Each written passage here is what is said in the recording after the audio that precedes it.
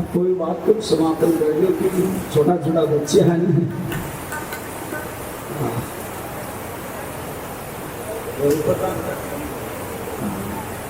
भाग्यशाली जगह देख ले कोई निर्भागा वजह कौन पूछन कौन देख सके कोई पाए को नहीं। परमात्मा तो नित्य निरंतरता के सामने रमन करे है, वो खेल कूद करे है। आपा बिन पकड़ा तो पकड़ सको, नहीं पकड़ा तो मत पकड़ो सर। हाँ, तो भगवान महेश्वर ब्रह्मा और विष्णु को कहते हैं कि हे विष्णु, आज के दिन बड़ा ही, आज का दिन महान दिन है। आज का दिन ये मेरे शिवरात्रि के नाम से विख्यात है। फाल्गुन कृष्णा चतुर्दशी, उस दिन ये लीला हुई थी। तो आज का दिन शिवरात्रि का दिन कहलाएगा। जो कोई भी जीव पवित्र होकर 1 वर्ष तक निरंतर मेरी यदि कोई पूजा करेगा, और जो पूजा में 1 वर्ष की पूजा में जो फल मिलता है वह फल सहज ही एक शिवरात्रि को करने पर मिल जाएगा। जो मेरी मूर्ति और लिंग इन दोनों में किसी प्रकार का भेद नहीं रखता हो, तो वह मुझे कार्तिकेय से ज्यादा प्रिय है। मेरे 2 रूप है, एक सकल और एक निष्कल। सकल रूप का वह मूर्ति और निष्कल रूप ये लिंग। ये साक्षात भगवान का, शिव का ही स्वरूप है, जगदीश्वर है ये परमात्मा। सकल है, ये लिंग रूप में प्रकट हुआ और इसको स्थापना किए थे सर्वप्रथम अरुणाचल में। भगवान शिव कहते हैं कि संसार की रचना के आरंभ में इस सृष्टि जमीन में थी, भूतल में, और सृष्टि की स्थिति कहाँ थी कि जल के अंदर में, और श्रृंगार करने का काम था अग्नि के अंदर, और सृष्टि का निर्माण और सृष्टि जल में और सृष्टि अग्नि के, इन तीनों को मिलाकर, और तीनों ही स्थिति और लय और प्रलय ये मेरे में स्थित है। इसको कहते हैं तिरोभाव। और ये तीनों मेरे अंदर में उपस्थित होने पर अनुग्रह है, जो आकाश मंडल है उस सब में मैं सर्वव्याप्त हूँ। इसीलिए ये 5 गुण होने के कारण कहता है कि शिव कहता है मेरे 5 मुख है। इन 5 कृत्यों के कारण शिव के 5 मुख है। पंचानन कहलाता है शिव। सबसे पहले परमात्मा शिव कहते कि मेरे मुंह से ओंकार निकला, ओम का उच्चारण हुआ।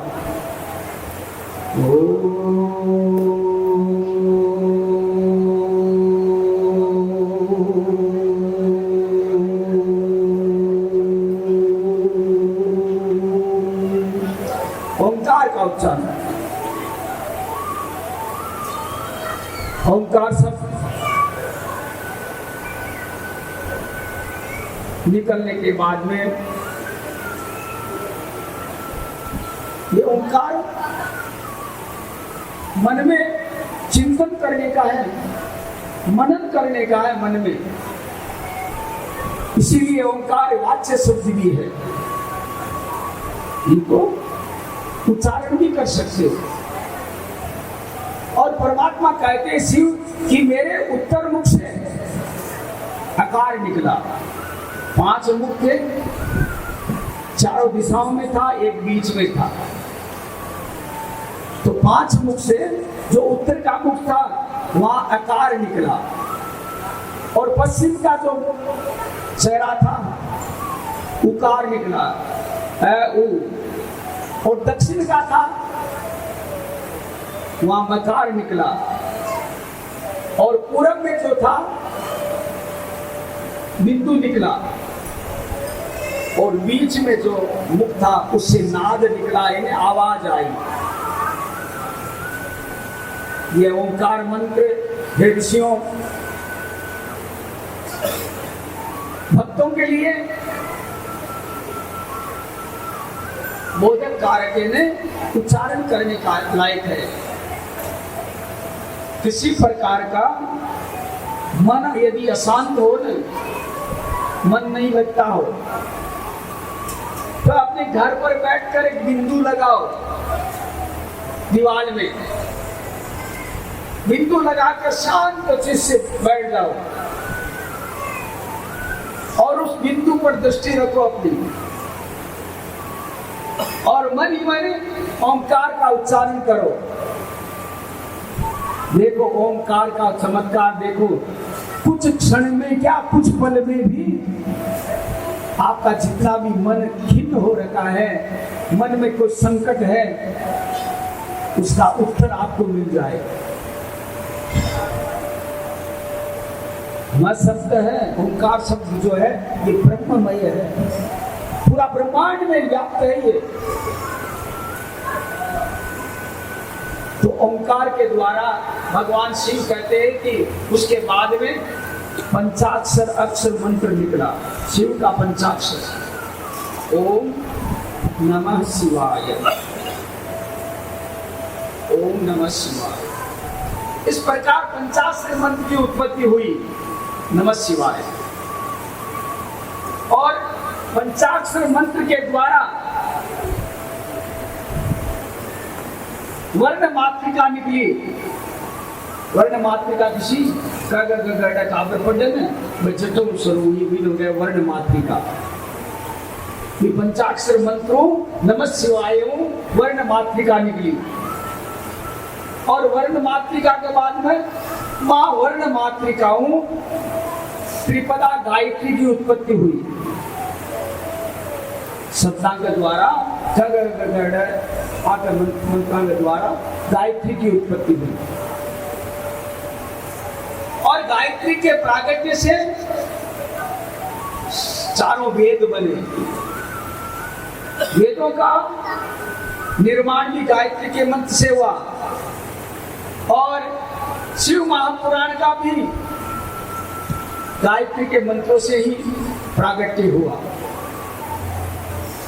नंदिकेश्वर भगवान सनत कुमार जी को बताते हैं, हे गुरुवर, महादेव जी ने मुझे बतलाया इस प्रकार, ब्रह्मा और विष्णु को उस समय में एक पर्दा किए।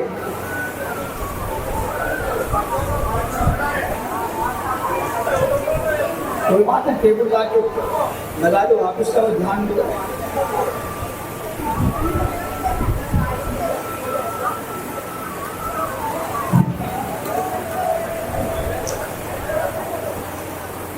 उसी समय में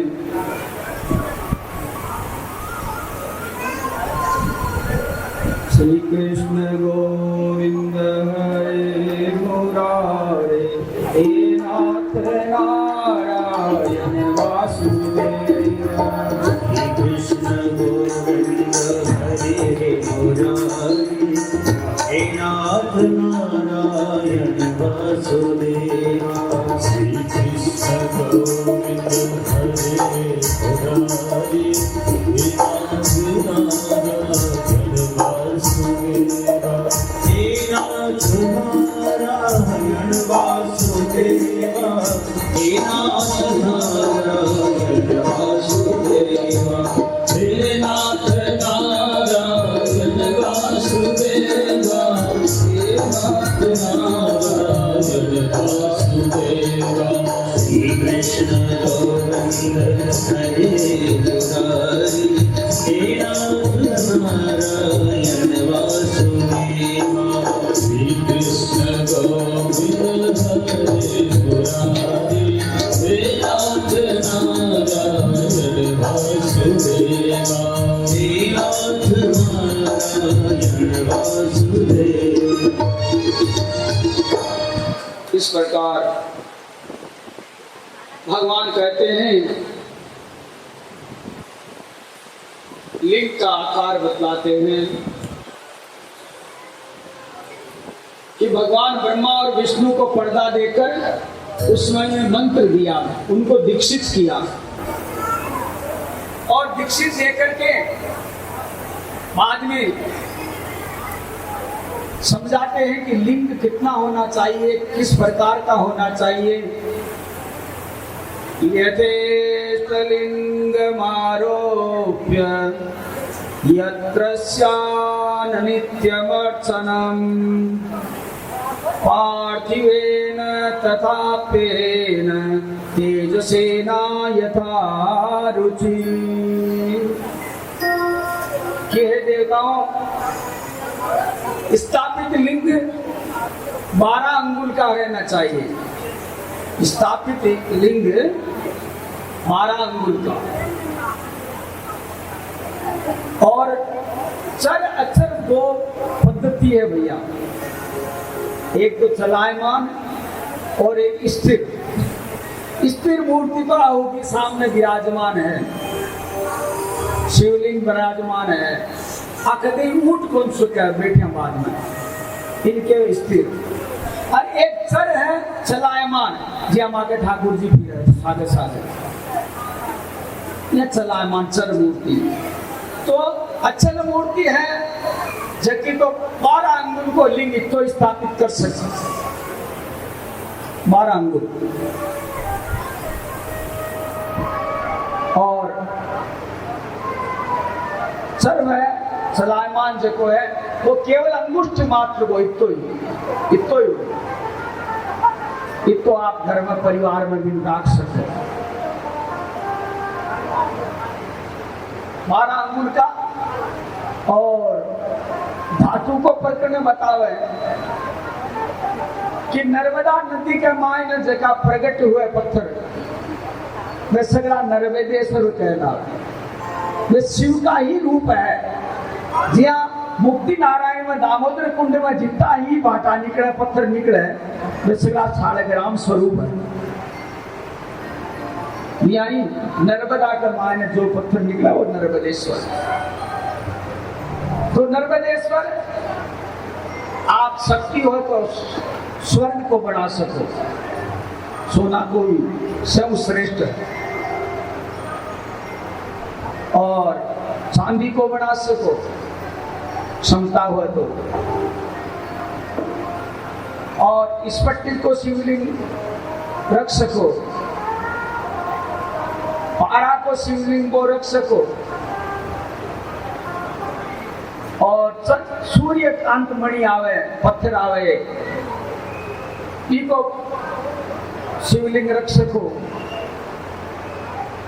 और केसर को शिवलिंग भी रख सको। केसर को भी प्रकरण आयो मतलब बनतो हो प्रकरण आयो, और गुड़ को शिवलिंग भी बतायो है। इस प्रकार ज्ञान की जितनी ज्ञान की भावना है भी प्रकार को शिवलिंग थे व्यवस्था हुआ बा राख सको घर में। और जब हाथ घड़ बनावे कोई न कोई कालो पत्थर या सफेद पत्थर की आन कोई पत्थर और घड़ बनावे और ये को केवल स्थापित ही हुए, स्थापना ही हुई कि इन घर में को राख सका तो साक्षात मूर्ति स्वरूप है। इस प्रकार शिवलिंग की महत्ता बतावे और शिवलिंग की 16 प्रकार की सामग्री हूँ पूजा हुआ 16 बोले, और पंचोपचार 5 प्रकार की दूध दही घी है। तो यदि माँ की पूजा करे तो वह पूजा पंचोपचार पूजा है। तो जी अभी भक्त की भावना के अनुसार जो भी सामग्री मिले भी अनुसार महादेव के तुम्हारी पूजा कर। और भगवान शिव जी का आदि परिक्रमा लगा। आदि परिक्रमा क्यों लगावे क्यों नहीं लगावे की कथा आगे आशी वास्तव पहले को बताऊंगा। आ गई की कथा आसी भाई आदि परिक्रमा क्यों लागी, तो भगवान का अर्ध चंद्राकार परिक्रमा दे और बेटा बैठकर ओम नमः शिवाय को जाप करे। ओम नमः शिवाय को जाप सबने कौन कर लू, केवल ब्राह्मण स्त्रियां ही ओम बोल सके। पहली कटे कटे भ्रम की बात आवे ना भाई लुगाया ना ओम नहीं बोलू कई महाराज भी कह दे मार जान का कह दे भी कह दे शिव पुराण उठा देखी थी तू करे और पुराण तो देखा होला सब कह दियो लो करे शिव पुराण उठा तो देख भी मकाई लिखियो है।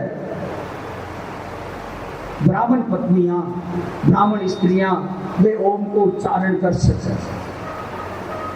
और तीनों जाति की वर्ण है वे माताएं नमः शिवाय केवल नमः शिवाय फल भी तो ही है आप की पहले ओम बोलियो जब भी ज्यादा फिर फल मिला है या ओम नहीं बोलियो से कान फल कौन मिला है फल भी तो ही है लेकिन वर्ण जाति के अनुसार भी में थोड़ा ज्यादा कियोड़ एक सीधी थोड़ा दूर ज्यादा चार इस प्रकार और भगवान शिव की सभी को अधिकार है पूजा करने का। इस प्रकार भगवान परमात्मा के कि शिवरात्रि को 4 पैर में कोई मेरी पूजा करता है 4 पैर की। एक तो सायंकाल 16 प्रकार की सामग्रियों से पूजा करें। फिर 12 साढ़े 12 बजे के लगभग फिर वापस वही शिवलिंग का पूरा विधि विधान से पूजा करे अभिषेक करे।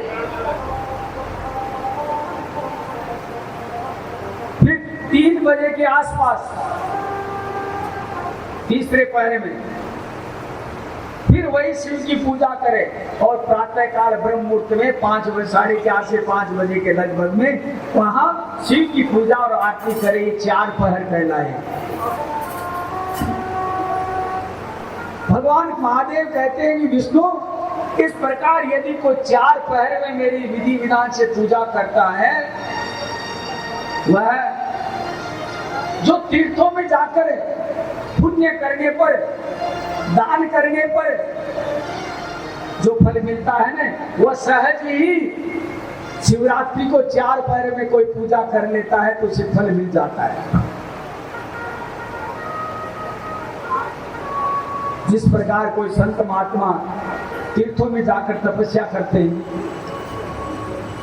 कोई भगवान के बड़े बड़े मठ देवालय में जाकर तपस्या करते हैं, कोई गंगा नदी नर्मदा आदि के नदियों पर जाकर तपस्या करते हैं वास करते हैं और वहां पर जाकर वो भजन करते हैं जो उनको फल मिलता है ना वो फल ग्रस्त को स्वतः ही घर में यदि वो शिवरात्रि का पूजन कर ले। महीना में एक बार शिवरात्रि आवे हर महीना मास शिवरात्रि बोल रही है।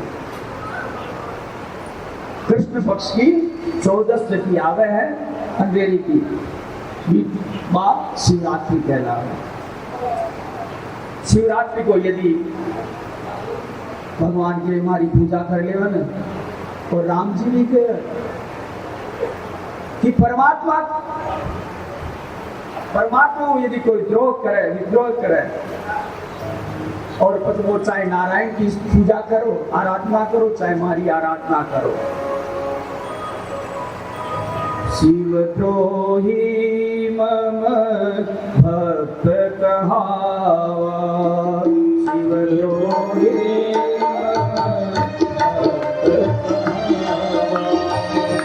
सोनर सपने मोहिन पावा सोनर सपने मोहिन पावा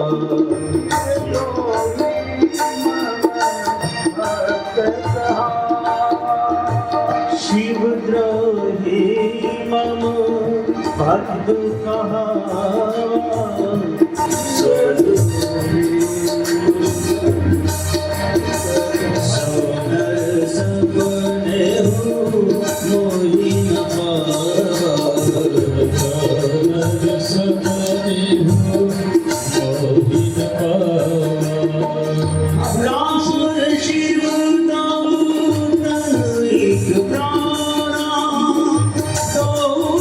दो भगवान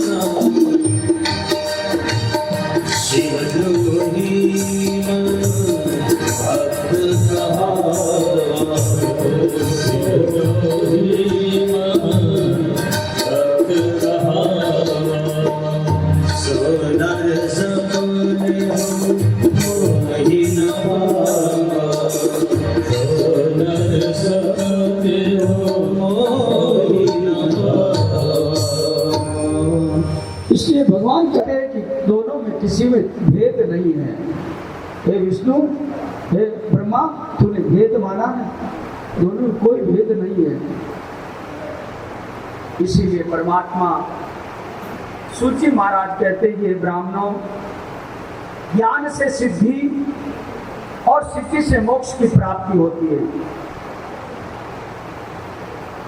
कथा चल रही है बहुत जगह भैया, ये मत समझना कि कभी महाराज कहते सूर्य जी, कभी कहते नंदीकेश्वर, कभी कहते शिव जी, क्या भूल जाते हैं क्या? कथा सर्वप्रथम शिव जी ने नंदीकेश्वर को कथा सुनाया था। फिर नंदीकेश्वर ने व्यास जी महाराज को कथा सुनाया और नंदीकेश्वर ने सनकादिक ऋषियों को कथा सुनाया। नंदीकेश्वर ने सनकादिक ऋषियों को कथा, और सनकादिक ऋषियों ने व्यास जी को कथा सुनाया। और व्यास जी महाराज सूत जी को पढ़ाए और सूत जी महाराज ऋषियों को पढ़ाए। और वहां पर ब्रह्मा जी नारद को भी शिव पुराण के अंतर्गत में कुछ देर बाद में पढ़ाएंगे। ब्रह्मा जी भी नारद को कथा सुनाए। इसलिए इतनी जगह कथा मुड़ रही है, टूट रही है, चल रही है। तो भगवान सूची कहते हैं कि महाराज, हे ब्राह्मणों, ज्ञान से सिद्धि की प्राप्ति होती है और जहां सिद्धि हो न वहां मोक्ष की प्राप्ति है। मोक्ष स्वरूप जो सिद्धि है वह गुरु के द्वारा मिलती है। गुरु के कृपा बगैर नहीं मिल सकती। गुरु ही एक ऐसा है, वो परमानंद की प्राप्ति करवाता है। ये सब सत्संगत के माध्यम से प्राप्त होता है। यदि किसी प्रकार की ज्ञान चाहिए, यदि सिद्धि चाहिए या अपने को मोक्ष चाहिए ना, तो वह गुरु ही बता सकता है। बिनु सत्संग विवेकन होए, बिनु सत्संग विवेकन होए, बिनु सत्संग विवेकन होए, जे विरंची शंकर सब होए, जे विरंची शंकर सब होए। गुरु बिना भवनिधि हरहि न कोई, गुरु बिना भवनिधि हरहि न कोई। सूत कहते हैं ऋषियों, नित्य कर्मेष्टि कर्म करने वाला, यज्ञ हवनादि कर्म करने वाला कोई ब्राह्मण मिले, उससे सद्गुरु की दीक्षा ले। गुरु सबको कह सकते हो भाई। हमारे भागवत में दत्तात्रेय जी महाराज, ऐसे तो कहने में वो 24 गुरु किए, लेकिन 24 क्या, कितने 24 किए होंगे पता नहीं। यानी गुरु जिससे किसी प्रकार की शिक्षा, कोई शिक्षा ग्रहण करो तो गुरु के बाबे केवा ने, वो तो मारो गुरु है। ये फलानी चीज की तो सीखी, जो गुरु है। कोई भी चीज कोई कनु ग्रहण करा वो गुरु। लेकिन जीवन में सदगुरु एक ही है। सदगुरु एक ही। सदगुरु खोजवाओं को मिला थे दीपक लेर बाती लेर खोजो न तो थाना गुरु सदगुरु को मिला। सदगुरु को परमात्मा की कृपा हुई तो ही मिली था।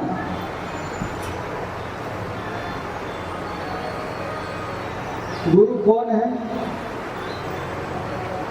गुरु नाम है अंधकार का। गुरु नाम अंधकार का, अरु यानी उजाला, जो अपने ज्ञान प्रकाश के द्वारा शिष्य के अज्ञानता को मेट दे, उसको नाम है गुरु।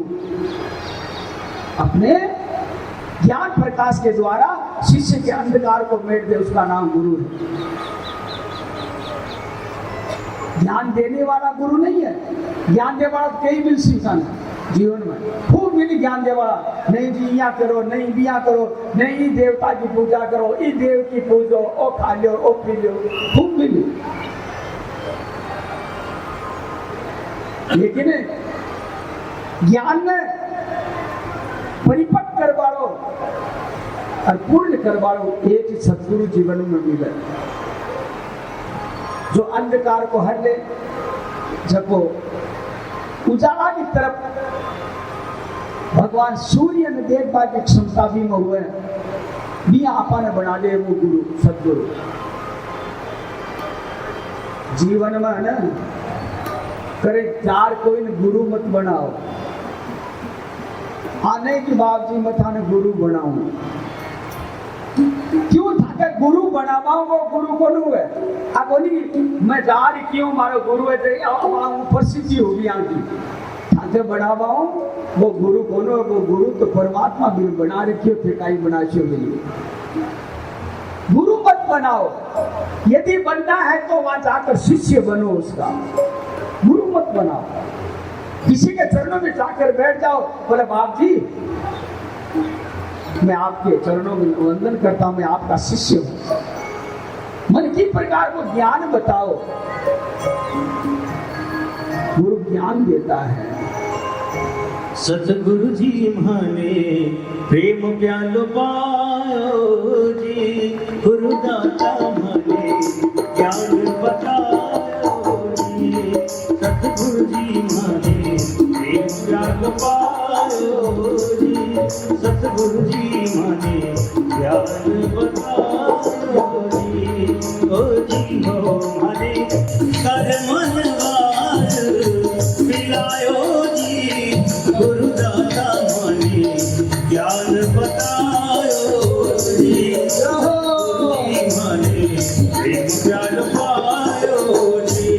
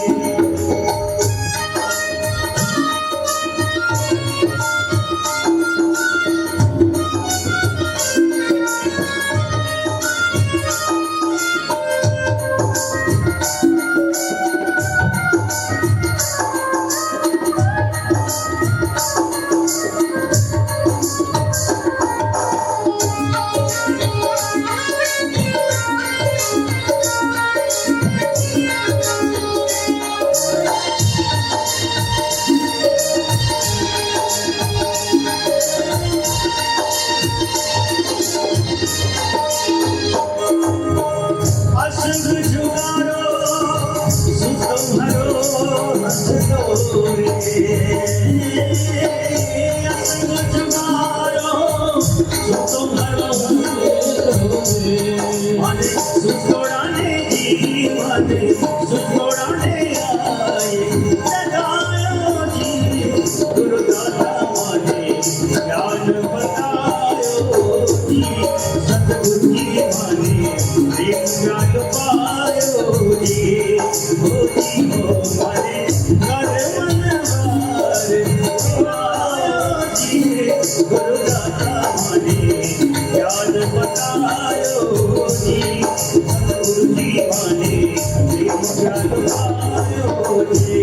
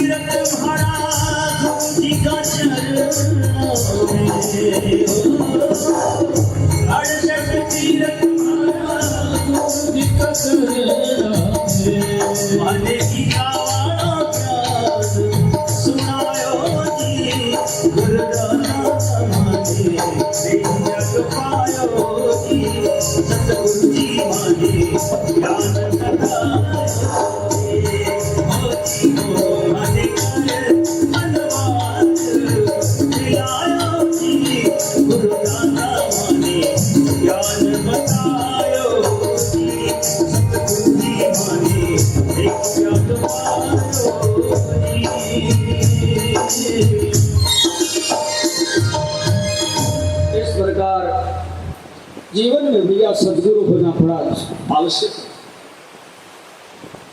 जब तक शिष्य बन जाओ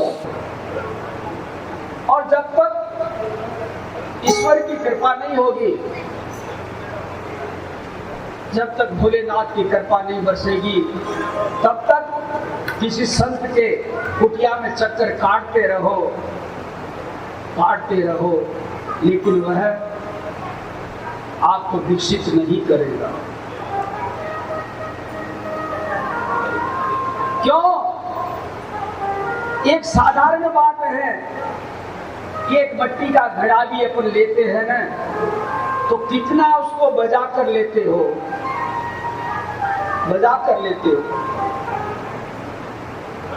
सदगुरु भी जब मंत्र दीक्षा लेने की आ जाती है बात, तो पहले शिष्य को बजाता है, खूब बजाता है। आजकल चले गए बाबा जी, हाँ बाबा जी मन मंत्र दियो, और बाबा जी फट मंत्र दे दियो, क्यों बाबा जी ने घर बढ़ानो मंत्र दे दियो। वैसे नहीं, गुरु बहुत साक्षात परमात्मा का स्वरूप है, बहुत समझ कर आपको दीक्षा देगा। गुरु पात्र देखेगा, पात्र। यदि बर्तन साफ है तब तो उसमें दूध डाल दो, ठीक है। यदि बर्तन में किसी प्रकार की खटाई लगी हुई है और यदि दूध डाल दोगे तो फट जाएगा मेरे भाई। बर्तन साफ लेकर जाओ, गुरु के पास जाओ तो बर्तन रूपी ये हट गए ना, ये निर्मल रखो। गुरु के द्वारा 5 वस्तुएं मिलती है। गुरु की शरणागति होगे ना, गुरु के शरण में जाओगे तो गुरु आपको क्या देगा? लेगा कुछ नहीं आपसे। जो यदि आपकी धन संपत्ति देखकर, आपकी वैभव प्रतिष्ठा देखकर यदि आपको मंत्र दीक्षा देता है, कोई कान में फुर्र फूके मुंह मंत्र, तो समझो कि वो थाली धन संपत्ति लेकर फूक रही है कि भविष्य में आपके द्वारा मारो काम चालवा लग जाए। गुरु ने ताकि धन संपत्ति मतलब को नहीं, ठाकर काई है काई नहीं भी कोई मतलब को नहीं गुरु ने। और गुरु ने थे दे भी काई सको। अरे गुरु तो साक्षात परमात्मा है। बिगर सगड़ो ऐश्वर्य परमात्मा को दियोड़ो है ठाट बाट है, फिर काई दे सको थे। ये वास्ते गुरु दीक्षा लेवे जर गुरु 5 चीज प्राप्त हुए, एक आंख, 1 लाख, 1 पांख, 1 राख और 1 साख। ये गुरु से 5 चीजें प्राप्त होती है मेरे श्रोताओं। जब तक गुरु का आश्रय नहीं ले ले आपने, किसी गुरु के लिए मंत्र दीक्षा नहीं ले लो, तब तक आंखें रहते हुए भी अपन अंधे हैं। क्यों? ये संसार देखने के लिए नहीं है। संसार इन आंखों से नहीं देखना। आंखें इसलिए बनी है कि संसार को जो रचना करने वाला है, इस संसार का रचयिता है, उसको देखो। तो वह गुरु बताता है। इसीलिए गुरु सबसे पहले आंख देता है देखने के लिए। तो बेटा ले, ये मंत्र रूपी आंख दे रहा हूं, जा वहां देख परमात्मा है, देख ले परमात्मा। दूसरा पांख, जब तक गुरु दीक्षित नहीं हो जाते हो, मंत्र दीक्षा नहीं मिल जाती है, तब तक जैसे छोटा बच्चा पक्षी एक चिड़िया का उसके पंख नहीं रहते और उड़ नहीं सकता है, वह फटफट करता है लेकिन उड़ नहीं सकता, वैसे ही जब तक गुरु का आश्रय नहीं हो तब तक उसके पंख नहीं लगते। गुरु मंत्र रूपी पंख लगा देता है। तीसरा, लाख,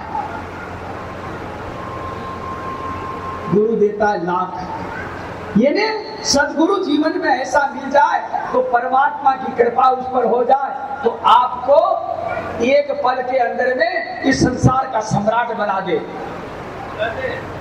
रंग से राजा बना दे। आपको गुरु में वो ताकत है। चाहिए शिष्य बनने की क्षमता।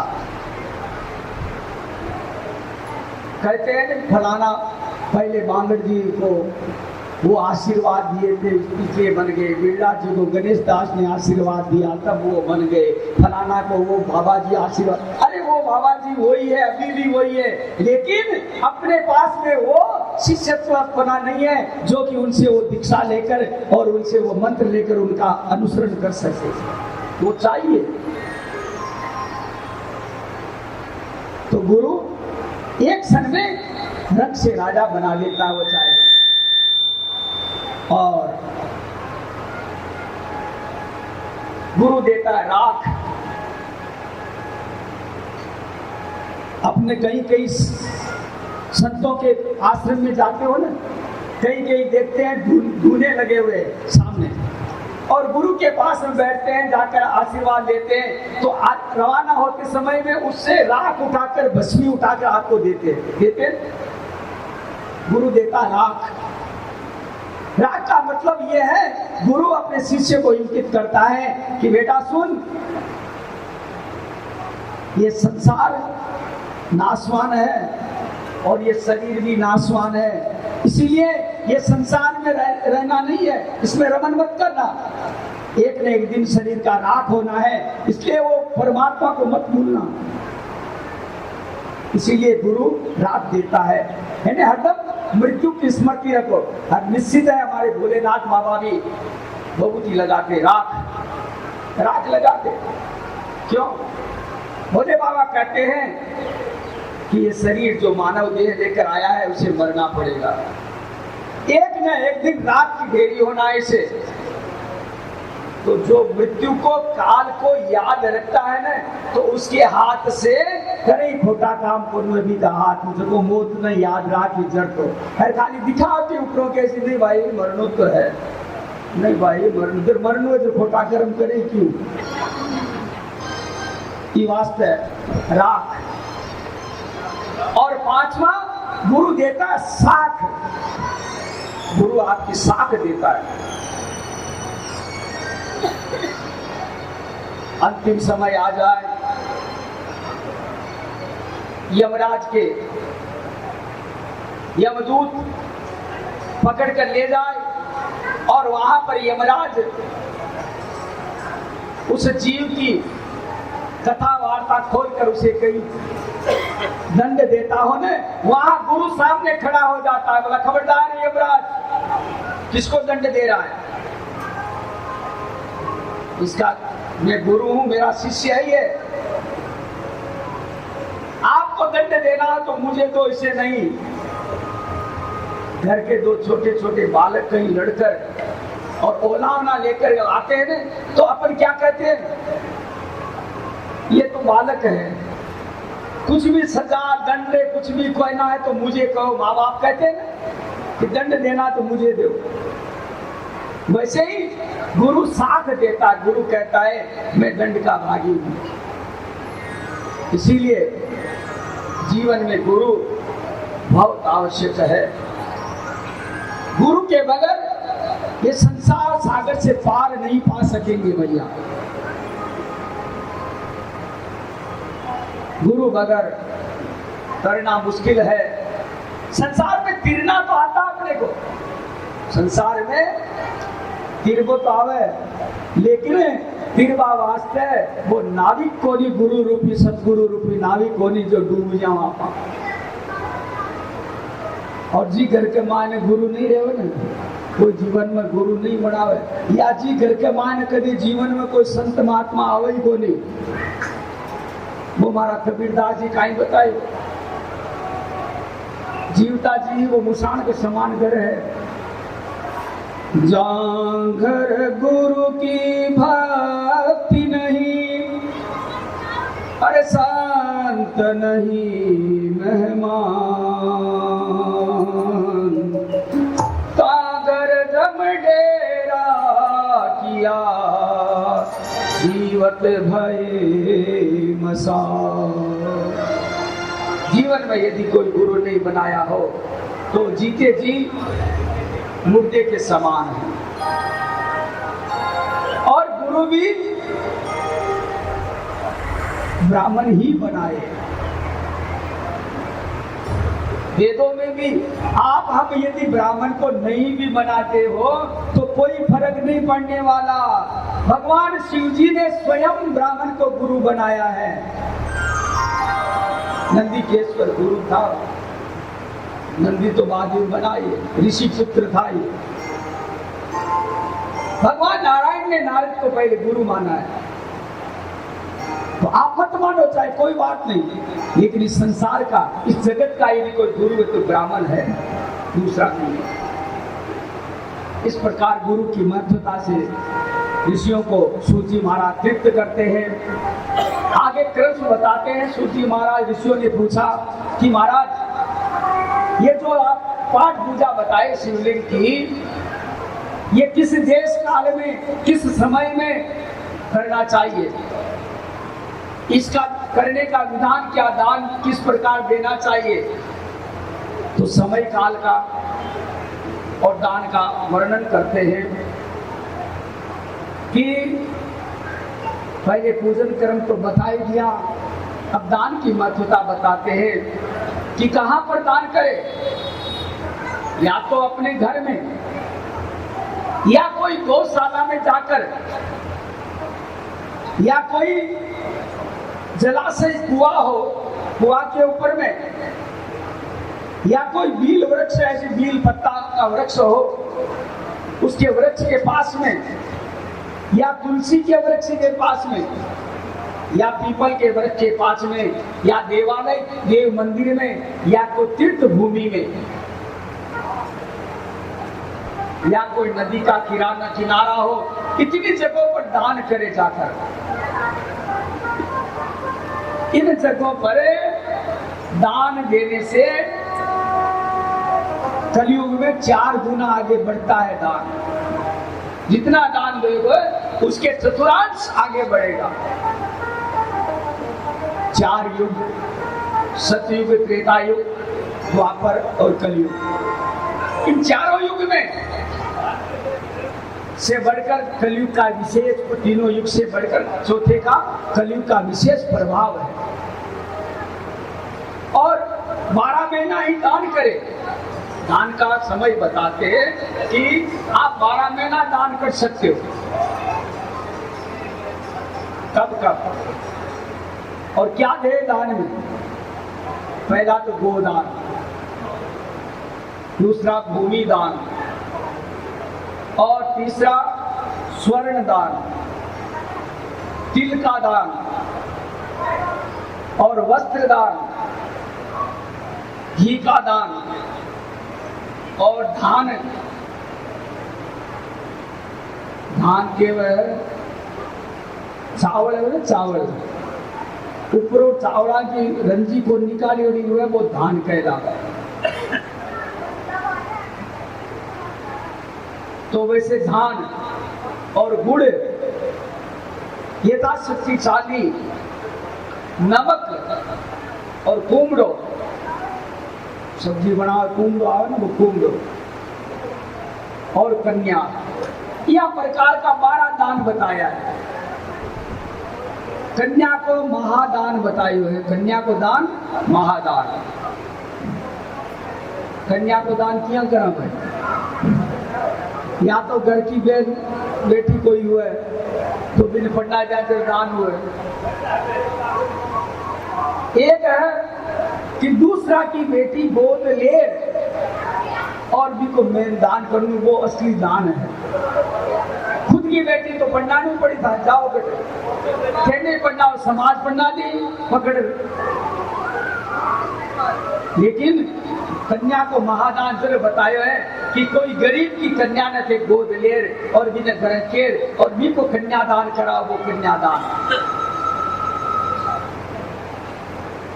कन्यादान इस जन्म में नहीं ताकि 60 पीढ़ी ताई वंश आगे बढ़ो करे, लेरो बिगड़ो करे, तो भी 7 पीढ़ी ताई आजीवन सुख भोगे वो आदमी।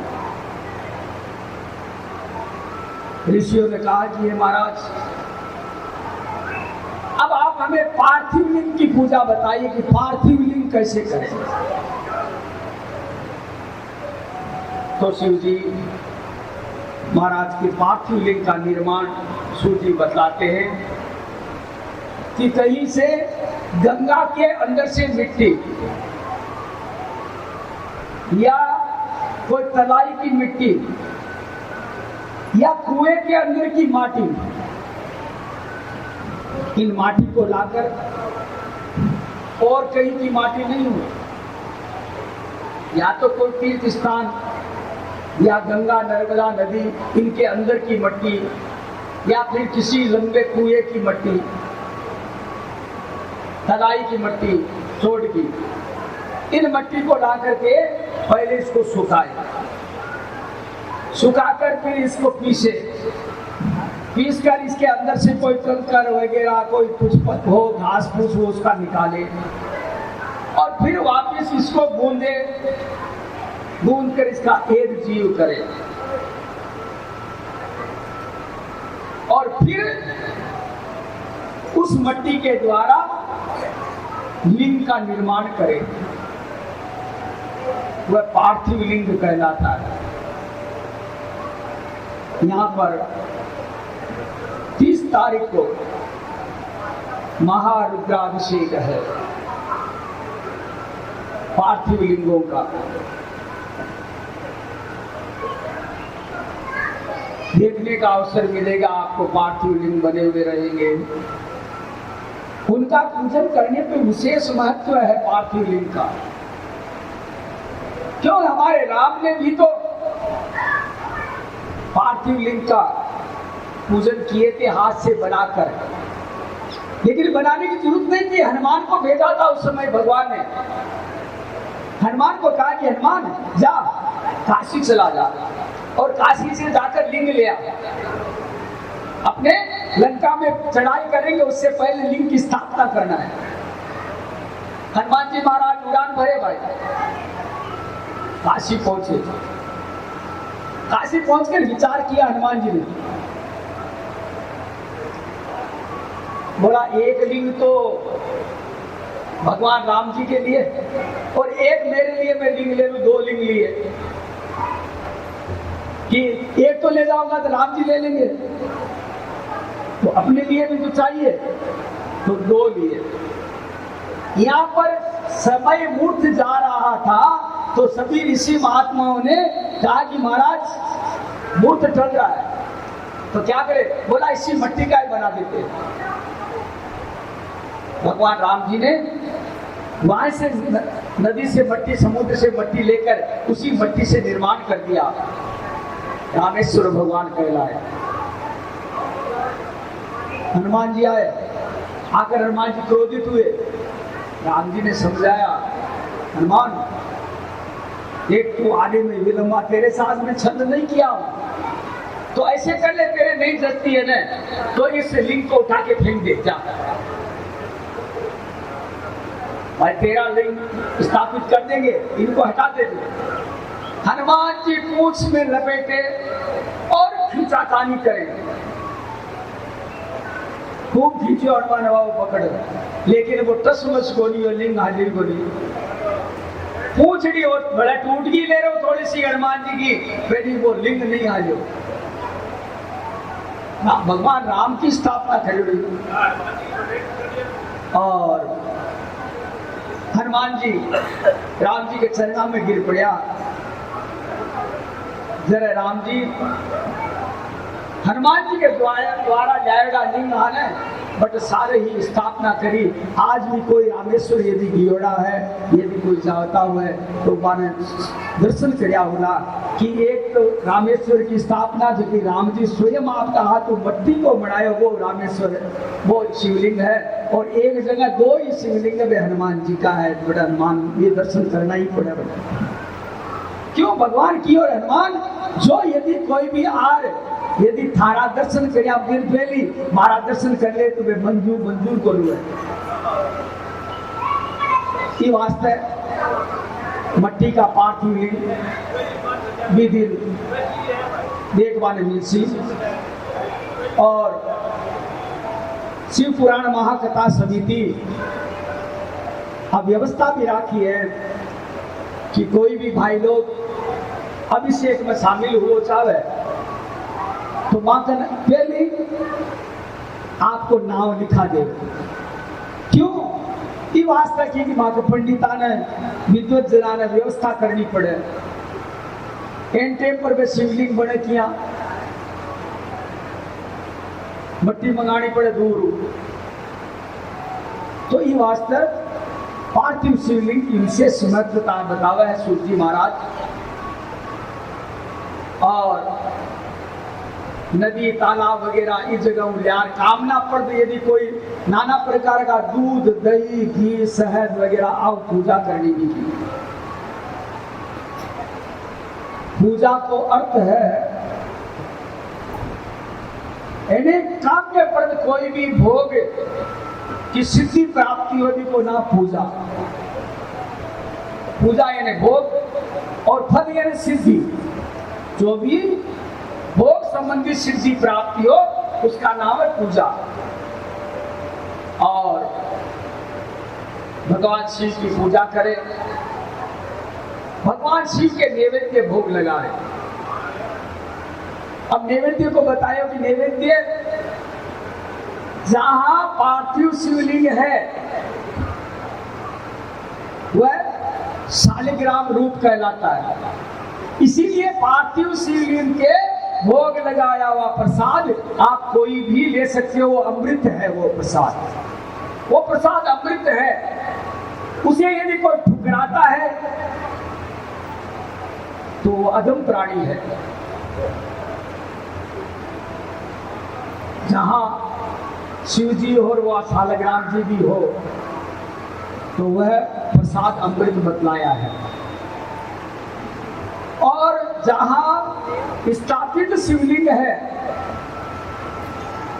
वहां चढ़ाया हुआ प्रसाद, भोग लगाया हुआ प्रसाद वह चंड का भाग होता है। इसीलिए अपने को नहीं लेना चाहिए, चंड का भाग होता है। और मैं 2 रोज देखू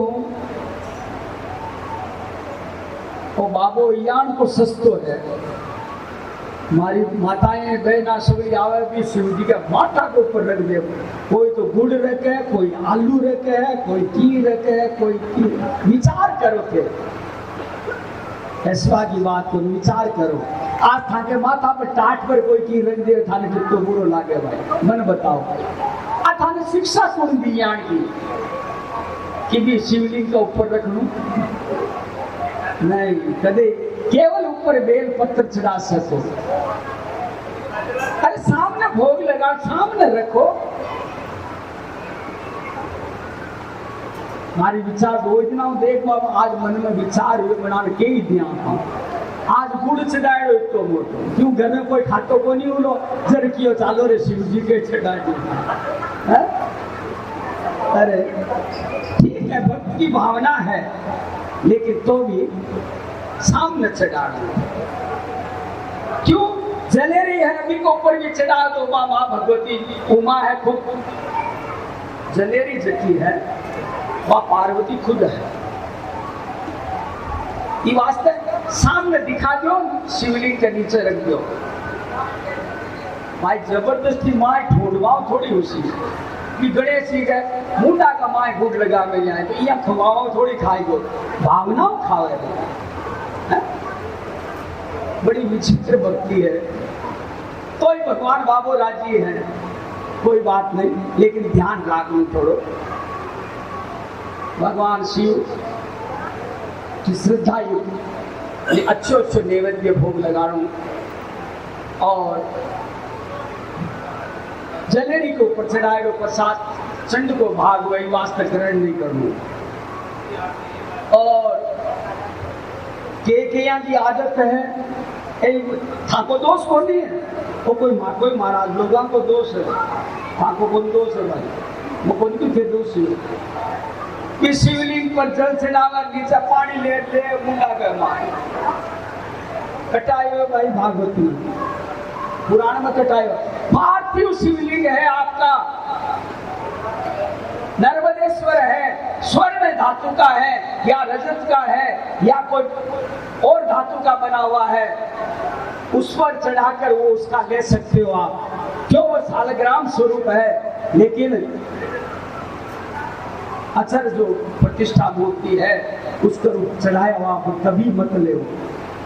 आंखों के लगा लो, मस्तक पर धारण करो, मुंह में मत ले, दोष लगेगा।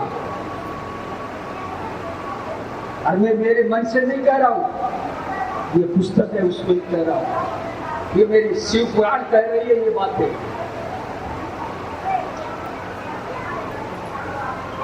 इसीलिए और भगवान के बेल पत्ता बड़ा प्रिय है, बेल पत्र खूब चढ़ाओ।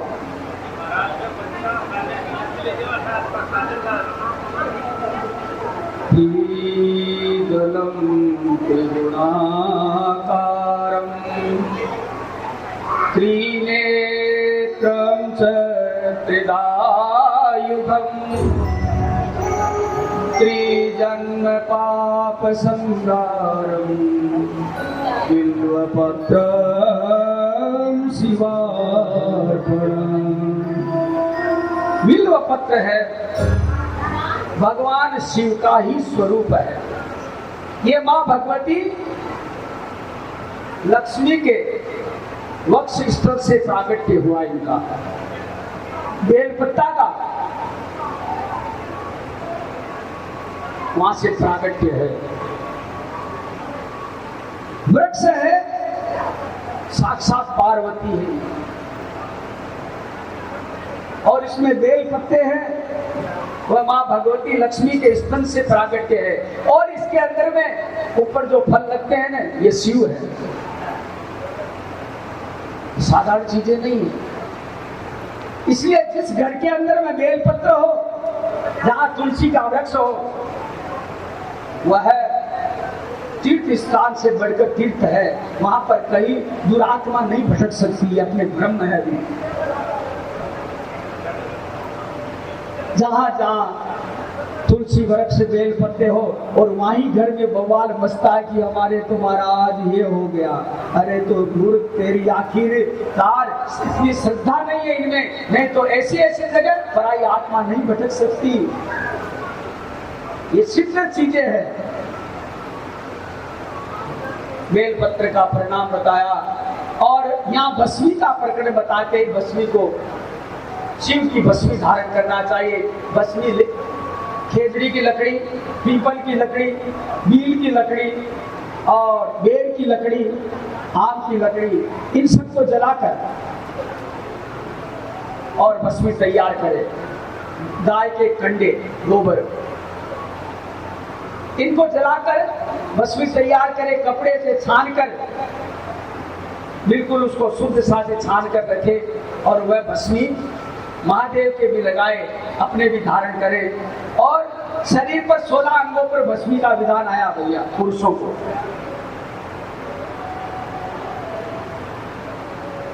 भस्मी धारण करने पर परमात्मा शिव बड़े प्रसन्न होते हैं। क्यों? एक तो शिव नाम, जिसके मन में भगवान शिव जी का नाम हो, और एक शरीर पर भस्मी धारण कर रखा हो ललाट पर, और एक गले में रुद्राक्ष की माला हो, चाहे रुद्राक्ष की हो, चाहे भगवान नारायण के निमित्त तुलसी की हो, चाहे त्रिपुंड किया हो, चाहे ऊर्ध्व पुंड किया हो, यदि ये धारण करके रखते हो ना, तो कैसी भी काल में, किसी भी काल में, कैसे भी स्थिति में यदि आपकी मृत्यु भी हो जाए ना, जल्दी से यमराज आपके हाथ नहीं डालेगा, नहीं डालेगा हाथ।